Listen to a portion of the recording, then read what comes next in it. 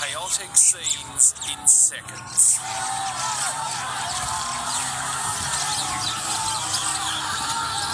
Protesters stampede officers, knocking people. Oh, shalom. It's like that was in Melbourne. It's like, yes, I apologize on that.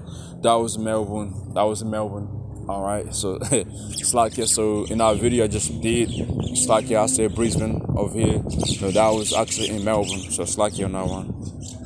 And police to the ground. Pepper spray deployed in an attempt to control the sudden rampage.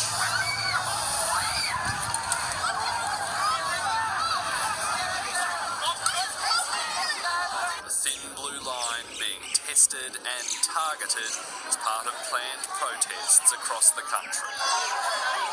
Melbourne, the most violent, with multiple arrests. Many protesters were met with walls of police.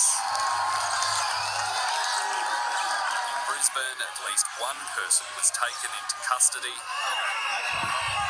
The arrest and ensuing commotion causing... So yeah, so the protesting is happening throughout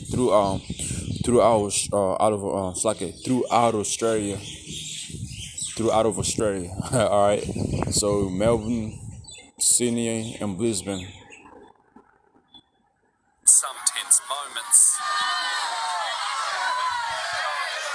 The situation culminating in a brief standoff and screaming match with police.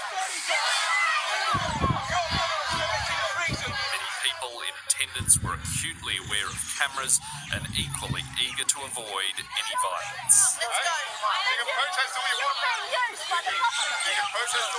Thousands of attendees eventually moved, amassing outside Queensland Parliament. Armed with posters and placards, they marched along George Street. Police blocking off several intersections to enable the march to flow freely. It snaked through the city, eventually ending up in the Queen Street Mall. Botanic Gardens, the initial meeting point and centre stage for speeches. We are one!